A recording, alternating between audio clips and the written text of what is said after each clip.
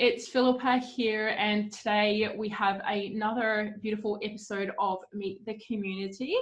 And I have a beautiful mum who is in California right now, Dona Jolie. And we're just going to have a little chat around how Dona got started in the community, in the freedom era, and also like her experience as well, in the hopes that maybe she's someone that you resonate with and you can see yourself doing a similar thing in terms of business and also life outside of the box, which is 100% what Dona is about. So Dona, can you please let's start off with you giving a little bit of an introduction on yourself, and I'd love for you to expand a little bit about what living life outside of the box means for you. Amazing. Thanks, Phillipa, so much. So my name is Dona, and I'm a mom to two from California. And about 4 years ago, we ventured into the world of homeschooling. And for us, that very quickly then morphed into unschooling. And in unschooling, what that really means is allowing our children to follow their interests down whatever rabbit holes they want to go into, because they're passionate about what they're doing and they're loving learning and it's exciting for them.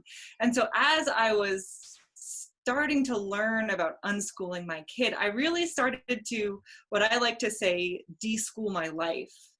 And what happened was, as I was making all of these choices for my children and allowing them to live this really free life, it was like, hey, I need to be doing this in my own life as well, and not just plugging away in a system that we had put ourselves into because we thought that was the path that we wanted to take for our family. So I was a stay-at-home mom to my two girls, homeschooling them, unschooling.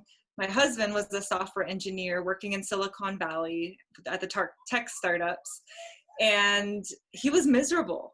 I was off living this really fun life with my kids, taking them to the beach and to the mountains and skiing and all this fun stuff. And he was at work, doing this commute that he hated, working this job that he really wasn't passionate about. And it started affecting his health. And so when that happened, we came together and we're like, okay, we've been talking about traveling. We've been talking about living life on our own terms, but we just kept putting it off because life was expensive. We needed to save for the future, all of those things that we get stuck in needing to do, right? And we live in California, it's expensive here. So, but once, he was in his 30s, and once he started having health issues, panic attacks, and pain all through his body because of the stress at work, we were like, enough is enough. And that's when we both just kind of launched full into, okay, if we can't do a regular 9-to-5, what's next? Like, how do we make money? How do we survive? How do we support ourselves? How do we go out and live the life that we've been talking about wanting to live? What are the alternatives? And that's basically how we found this community in the freedom era. Yeah, amazing. And so like more specifically to that, so you had already made the decision that you were going to do something to get your husband out of working. How did you come across this business, this community? Like, what was it that you saw? So actually I was in a world schooling Facebook group searching for how other traveling families were making money. And I had tried teaching English online, tried, doing gig economy sort of jobs, and it was nothing that really fed my soul. I felt really depleted and not excited about doing that kind of stuff. And I didn't want to go into something that I wasn't excited about. And so as I'm scrolling through, looking at all the different ways people are making money, there was just a post that caught my eye. And it was about, automation and being able to build a business online through personal branding. And something just really resonated with me. And so I reached out to her. She was a complete stranger, but through lots of conversations and me literally like stalking her friends, right, to see who else was, doing this line of work. There was just something about it that really, really spoke to me and called to me. And so I just continued learning, and that's how I ended up here. Yeah, I love that. I love the power of social media and connecting with strangers, and then next thing you know, like you're talking all the time and you're in business together and you're in community together. I love that so much. And so now that you've been part of the community, what have you experienced in terms of shifts within yourself, like as a woman, as a human being, as a mother? What have you experienced? Oh my gosh, it's been completely life-changing in so many ways. And I think the biggest thing that happened for me first was waking up from this sort of slumber that I was in, just sort of going through the motions of raising my kids, and all of my energy was being poured into my kids and creating this amazing childhood for them. But I had completely forgotten about myself, right? I wasn't doing anything to fill my own cup first, and was just feeling kind of blah about life, right? I put my kids to bed at night and then just hop onto Facebook or watch Netflix and drink a bottle of wine. And it was just like every single day was just repeating itself. And I just started having this calling, this feeling inside of me, like it's time to do something different. You were put on this planet to do more. And being part of this community, man, it like opened my eyes so wide to what my possibilities truly were, right? Getting back in touch with who I am as a human being, remembering those soul aligned nudges, like who I was born to be, right? Remembering that person.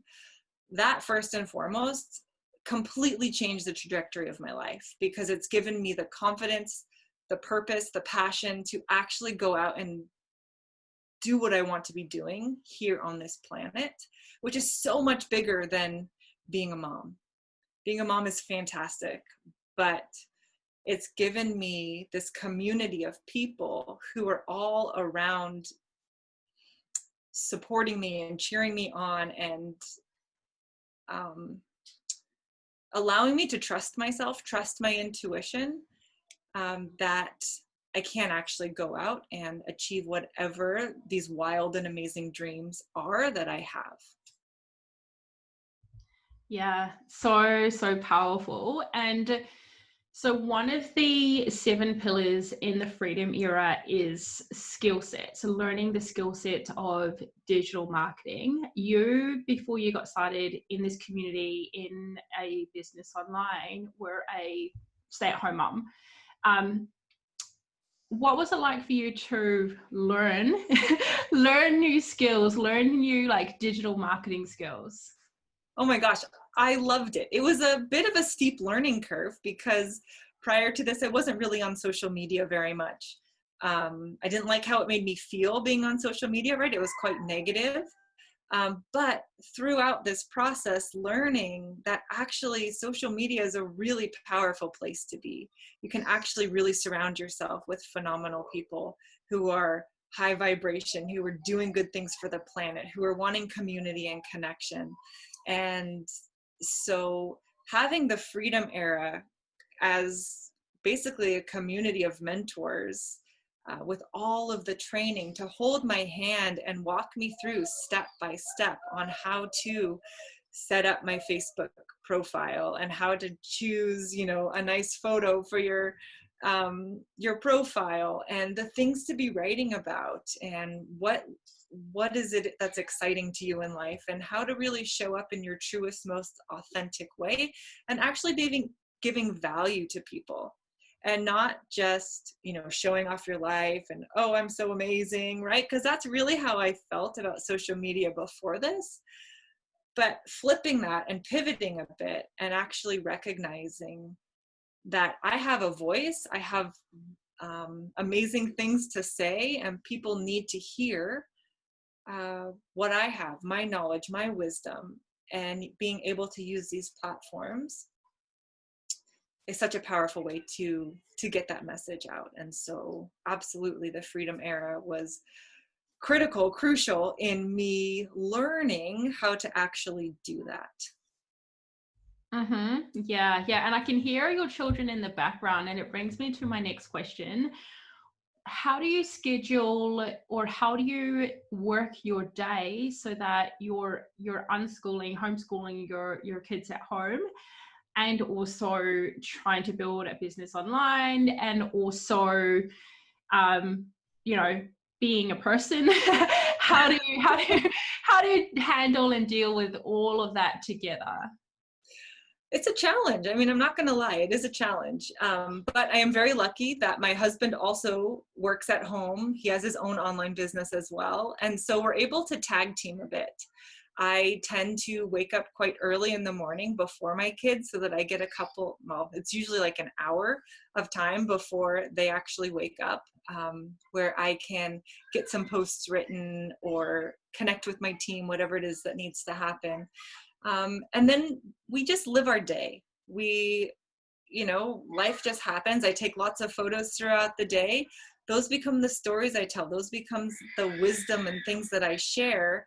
And then after they go to bed, luckily my kids have a bedtime. So by 6:30, 7 o'clock, then I've got another nice little chunk of time where I can sit down at my computer and build my business. And the beautiful thing is that you get to do this in tandem with your life. It doesn't have to be either or. And some days I just don't show up online because we're living our life. We're out at the beach, or we're skiing, or we're doing whatever it is.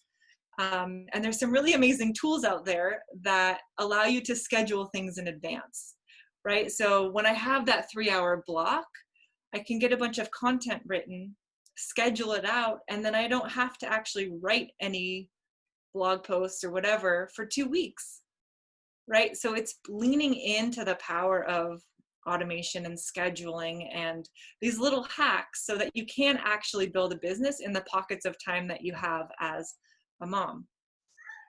Yeah, I love that. I love the scheduling so much. And tell us about your vision from here on out. What do you really see for yourself, for your family, for your business, for all of the people that you're wanting to help? What is that?